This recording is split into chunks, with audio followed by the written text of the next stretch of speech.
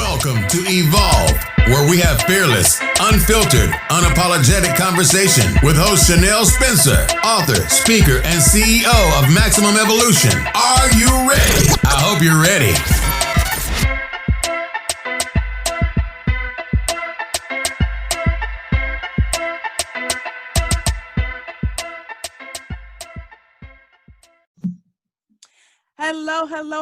Hello, beautiful people, and welcome to EVOLV. I hope you are ready for this fearless, unfiltered, and unapologetic conversation. And today I have a special guest because we have a special series. For some of you that may not know, we have this lovely project, a book anthology project named The Evolution Effect, where we have 21, including myself, authors that literally shared their stories of how they broke patterns in their life, how they overcame adversities, and are stepping into their greatness and being the best version of themselves. And I absolutely love it. It was such a powerful project. And today our special guest, one of our authors, is Danielle Batiste. Say hello to the beautiful people. Hello, beautiful people. How you doing? So when you get your copy of your book, you want to read her chapter, Depression Can't Hold Me Down. Oh, yes. We are about to get into that little topic real soon. So just a little bit about Danielle. She is a mother, a best-selling author, a speaker, and advocate. Danielle is a native of Louisiana, but currently lives in Newport News, Virginia with her son.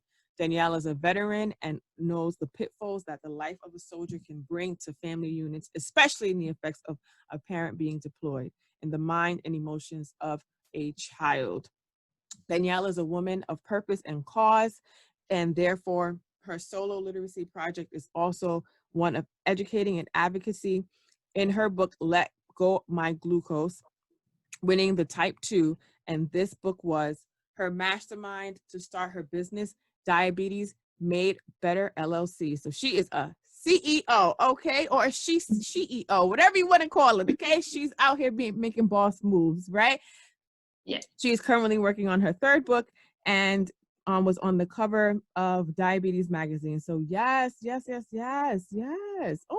so let's first, we want to thank you for all of your years of service to this country because you're a veteran. Tell us a little bit about that. I was in the military. I was in the Army. Mm-hmm. I did 7 years in the Army. Wow. Got out, did a couple odd jobs here and there, and I landed working at the VA Hampton Hospital in Hampton, working with more veterans, and I love it. So I'm in my element. Right. So definitely helping more veterans get what they need as well. So I'm loving that, and currently getting together to get my next book, a children's book. Wow. On diabetes. So, okay. So that's a little bit out of my element, but girl, listen, I did 2 children's books. So if you need any help, let me know. I can help you. I got the right people, okay? Okay. But, so for your chapter, Depression Can't Hold Me Down, would you say that being a vet inspired your chapter? What was your inspiration to name that chapter, that title? Depression. I personally suffer from depression. So I know the pitfalls of having depression and how it feels, what it does to you. And when I came up with the other part of It Can't Hold Me Down, I was like, it's a fight, living with depression. And I'm able to, even though it's not something that goes away easily, but I'm still able to get there and be an author, be a mom, still do what I have to do when I'm having days where I don't want to get up. I don't want to do anything, but I know I have to do it. And that's why I was like, I wanted to write on depression, and hopefully when somebody reads my chapter, they can connect with me and see that she's a real person just like me, and she goes through the same thing that I'm going through, but she's still able to push through it and do all these things that she have done and all these things that she have accomplished. And she still suffers with it, and it's not going away. I go to doctor's appointment. I take medication. You know, I do all that. The same thing that any other person that have depression do. But I push through because I have a son. I have someone that I have to take care of, and I just want people to connect with me because I'm real, and this is who I am. So I want them to feel my chapter. Right. So how would you say having the challenges that you've had with depression has impacted your life? It impacted my life on the fact that it's a little personal, but my husband didn't understand Mm-hmm. depression Mm-hmm. and what I was going through, because also I suffer with depression, but I'm also bipolar. Mm-hmm. So that's a lot. Right. And there's a lot of miscommunication, not understanding. So it was hard. So which led to separation. So it's a lot of it if the spouse don't understand what you're going through or don't want to understand what you're going through. Right. So it's hard. So now I'm a single parent, but it's okay. Now we get along much better, Mm-hmm. being separated, divorced than we were when we were married, because now he see. It's like now, when you were in the box, you didn't see it, but now when you're outside the box, you're like, oh wow. you know, if Mm-hmm. only I had taken that extra step and learned more about what my wife was going through. Right. Right. So how would you say that left you feeling ultimately? It left me feeling a little bit more depressed. Mm-hmm. More depressed. Couldn't wrap my head around what was going on. But and I sinked a little bit lower. But eventually I couldn't stay there. I couldn't stay there. So with therapy and talking to my doctor, and it helped. It helped. Mm-hmm. So and it's you can't go and talk to everybody because everybody don't understand, because Right. they're looking at you like, you whatever, you crazy. Right. But so it's only like a certain amount. Can't even say people. Mm-hmm. One person Mm-hmm. that understand. So that's the only person I would talk to. Yeah. But and that's why I can relate with people that's going through depression or have bipolar or things like that, because not everybody understands. They're looking at you and they're like, but they're really not understanding what you actually are going through. Right. So I see why a lot of people that has been diagnosed, they don't talk to people because people don't understand, and they'll tell you they understand, but they don't understand, and they go behind your back, oh, she crazy, anybody don't want to hear that. So Right. I feel them. So that's why I'm like, I hope this chapter really resonate with some people who ever Right. read the chapter and could really feel what I was going through. And that's the thing that people don't necessarily understand. Sometimes when people show more remorse to someone that might be physically sick, because you can see it, right? So your Right. brain can process it as something real, quote unquote. But with mental challenges, people don't necessarily understand it because it's not something that you see. So they think, oh, this person just acting like that because, or this Right. person, and they make their own assumptions. Exactly. They pass judgments. They do credit. They treat you in a way that isn't empathetic. And Exactly. what people don't understand is that mental challenges are like, it's real. Like It's real. depression is real. Like suicidal thoughts are real. Like, you know what I'm saying? Like They are real. right. Like it's real. And I can completely empathize with what you're going through, because, as a woman, and men too, we deal with things differently. You see what I'm saying? Exactly. And I'm super proud of you for taking this chapter, because you could have spoke about anything, right? Taking Right. this chapter and being transparent and putting yourself out there in hopes to impact somebody else. That's super powerful. And even reading your chapter, but you not have to give a little tea about the chapter. It's very powerful. Like being depressed is real. Like sometimes just the thought of getting out of bed is a task that is like the biggest thing in the world. So people have to understand that it's just like they like just shake it off. Like no, it's like it's a real thing. And when you have somebody that's going through something like that, support them, love on them, hug on them. And maybe you might get frustrated because you want them to blink and be fine tomorrow, but sometimes it's a process because you never know what people have gone through and what they've experienced. So one of the sections that I just want to quote from your chapter, you said, the highs make you feel like you can conquer the world and do the most grandeur things. I'm not going to get into the worst of the mania, just touching the surface. And when you hit the lows and back into depression, that feeling of worthlessness is back. And one time it lasted for me for about 2 weeks. Wow. Yep. Mm-hmm. It's not a good feeling. Right. Because those mania is like you just want to do everything. Yeah. Just like, I want to write, like I'm thinking, okay, I could write 5 books, I could do this, I could do this, I could do this. Mm-hmm. I know one time I went out when I was in one of my bipolar moods. I took money out of my account. I called my financial advisor. I took like $6,000 out. I don't know what I done with it. Right. Because I was in the mania. I was high. I was feeling good. I was just shopping.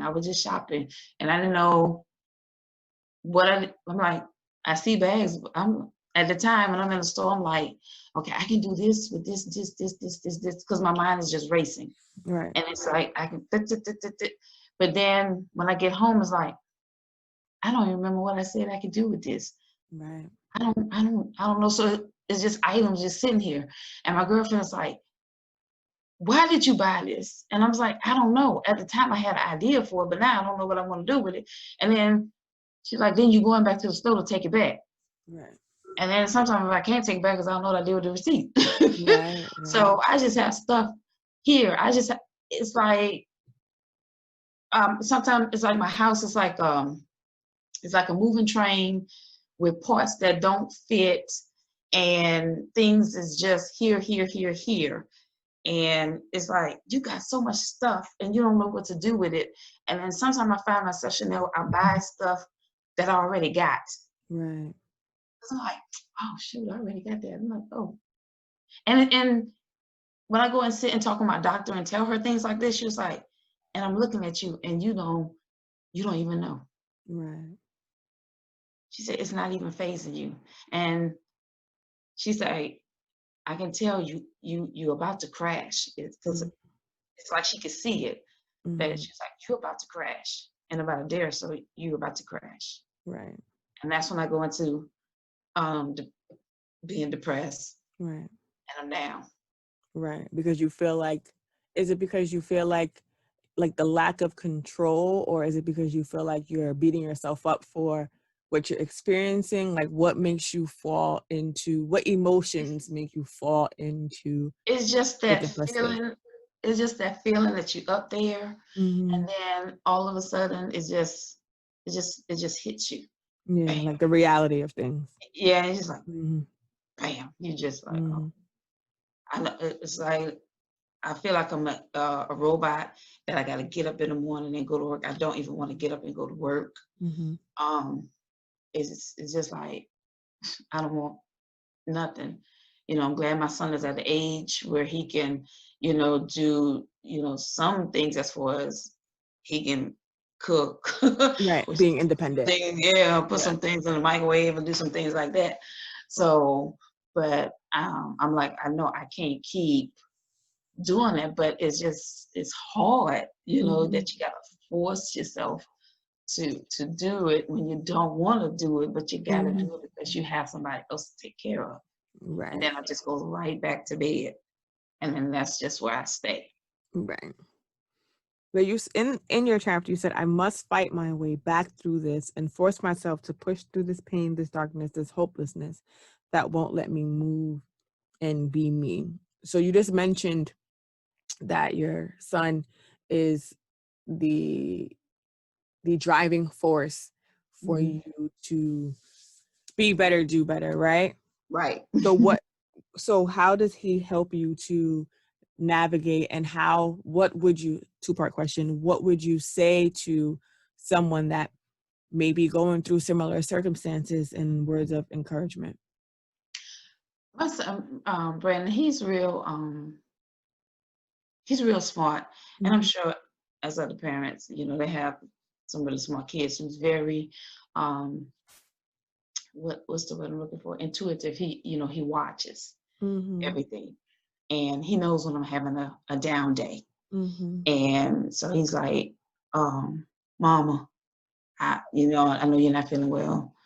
Or something like that. So sometimes he will let me be, Mhm. but on some things that he needs or whatever, he was like, "Well, can you just do this for me? Because I can't do it, and then you can go back to bed Mhm. or something like that." Or he'll just try to come in the room and just talk to me, Mhm. you know, about his Fortnite games or anything. Right. So I think for him is just to keep my mind on something else instead of whatever it is my mind might be on, which to me, I don't know. Um, but he, just try to come and do some little crazy thing. And that little laugh he has, that kind of like makes me smile. It's just a little funny little laugh he got. And then we have animals as well. And so he'll bring the cats in there too. So, and that's like a calming effect for me as well, Right. the animals. Right. So, and I know a lot of people might not like animals, but I know for me, it's a real good calming effect for me. Right. So, but like I said, he do little stuff that might not be big to some people, Mhm. but for me, just to come in there and talking to me and just doing that little funny laugh that he has, Mhm. it takes it away for a little bit. Right. Right. Even though it might come back, but just to be out of it for a moment feels good. Just to be out of it for a moment, and then he'll be like, "Mama, you need your pills?" And I was like, "No, I take them at night, but no, I don't need those." Mhm. So, So he's kind of like your in-home nurturer, which is good. Like mhm, that's super important because, like you said, it's not like he's at an age where he can be independent. And mhm, but some, how some kids are just so selfish. They don't care what you yeah, going through, child. yeah, You could be having exactly, like a whole meltdown. They'd be like, "Can you make me some cereal?" Like they just exactly, it's such a beautiful thing that he's intuitive and he does the small things to try to make you feel better or support you in any way that he can. That's so amazing. That's such a beautiful thing, and I'm like super proud of him yeah, for he's stepping up 14. in that way. He's So 14. He play on his game sometimes. right. So, so yeah, Yes. That's why, like, kids are amazing. they um are. and they have their ways. That's a whole nother conversation. That's a whole nother episode, Yes. child. But but they're really they really do love their parents, and they try to do whatever they can to make sure that you're okay in their own way, right? Because everybody has different Yes. personalities. So it's And really a beautiful thing. So and then what he's kind of like me. right. We quiet. Hmm. So I guess we kind of relate on that too as well. Right. Introverts. Mm-hmm. Yeah. Yeah. So what encouraging words would you say to someone who may be going through similar situations and having children and then still having to care for yourself and what you're dealing with and what you're going through? My words to them would be is um I know what you're going through, Hmm. and yes, it's hard, but keep keep the focus will be hard, but please continue seeing your doctor, of course, and any changes that you have, any thought processes, please relay that to your doctor, because that's issue too. Any thought processes. And what I mean by thought processes, I mean, if you're thinking about suicide or if you're thinking about hurting someone else, that's a big thought process. So please relay that as well. Sometimes just getting up for a little bit, you know, helps. And I know we go right back down to bed, but just to sit up, watch a little TV or something. Any little thing that we can think of that will help us to feel good, you know, do it. And I think, like I said in my chapter, we experience it, we live it, we sleep it, but don't let it get us down. Right. We got to keep fighting. We got to keep pushing, and it's hard, but we just got to keep doing it. It's no right or wrong way about depression or bipolar. It's just something that we just have to live with, and we can do it. We can do it. Just keep with our medication. Keep seeing our doctor. Keep going to therapy, and we can do it. Yes. You know, it just takes a little step. You know what I mean? A little step in the right direction. And sometimes you take one step in the right direction and be like, I'm just going to take 10 steps backwards. It's okay. That's fine. Just make sure you take that one more step forward. Again, that's all that matters. That's all we're asking at the end of the day. Exactly. So I appreciate you being so transparent and sharing your story. I know that that's hard to do sometimes. And two, I'm like super proud of you for one, being a part of this project, to what you've accomplished thus far in trying to help others.